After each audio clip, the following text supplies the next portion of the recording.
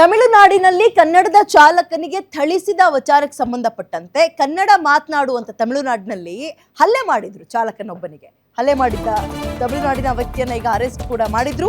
ನೆರೆಯ ರಾಜ್ಯದವರು ನಮಗೆ ಅತಿಥಿ ಇದ್ದಂತೆ ಅಂತ ಈಗ ಕನ್ನಡಿಗರು ನಾವು ನೆನಪಿಸ್ಕೊಳ್ತಾ ಇರ್ತೀವಿ. ಕೃಷ್ಣಗಿರಿಯಿಂದ ಬಂದಿದ್ದಂತಹ ಚಾಲಕನಿಗೆ ಕನ್ನಡಿಗರು ಈಗ ಸನ್ಮಾನ ಮಾಡಿದ್ದಾರೆ. ಹೊಳಿಮಾವು ಸಮೀಪ ಸನ್ಮಾನ ಮಾಡಿದ್ದಾರೆ ಕರುನಾಡಿನ ಆಟೋ ಚಾಲಕರು. ನೆರೆಯ ರಾಜ್ಯದವರು ಅಣ್ಣ ತಮ್ಮಂದಿರಂತೆ ಇರಬೇಕು ಅಂತ ಶಾಲು ಹೊದಿಸಿ ಹಾರ ಹಾಕಿ ಸನ್ಮಾನ ಮಾಡಿದ್ದಾರೆ. ಇದು ಹೆಂಗ್ ಗೊತ್ತಾ, ಗಾಂಧೀಜಿ ತತ್ವ ಇದೆಯಲ್ಲ, ಒಂದ್ ಕೆನೆ ಕೊಡಿದ್ರೆ ಇನ್ನೊಂದ್ ಕೆನೆ ತೋರಿಸೋದು, ಹಂಗೆ ಅವ್ರು ಹೊಡೆದು ಕಳಿಸಿದ್ದಾರೆ. ಇವರು ಅಂದ್ರೆ ಇದು ಮಾಡಿದ ತಪ್ಪು ಅಂತ ಹೇಳ್ತಾ ಇಲ್ಲ, ಶಾಂತಿಯುತವಾಗಿರೋಣ, ಅಕ್ಕಪಕ್ಕದವರು ಅಂದ್ರೆ ಅಣ್ಣ ತಮ್ಮಂದಿರ ರೀತಿಯಲ್ಲಿ ಇರೋಣ ಅಂತ ಒಳ್ಳೆ ರೀತಿಯಲ್ಲಿ ಬುದ್ಧಿ ಹೇಳ್ದಂಗೆ ಕಾಣಿಸ್ತಾ ಇದೆ. ಅದವ್ರಿಗೆ ಶೇಮ್ ಆಗ್ಬೇಕು, ತಲೆ ತಗ್ಗಿಸ್ಬೇಕು ಅಷ್ಟೇ. ತಮಿಳ್ನಾಡಿನವರು ಅವ್ರದ್ದು ಯಾವಾಗ್ಲೂ ಇದ್ದಿದ್ದೇ ಇರ್ತಾರೆ ರಾತೆಗಳು.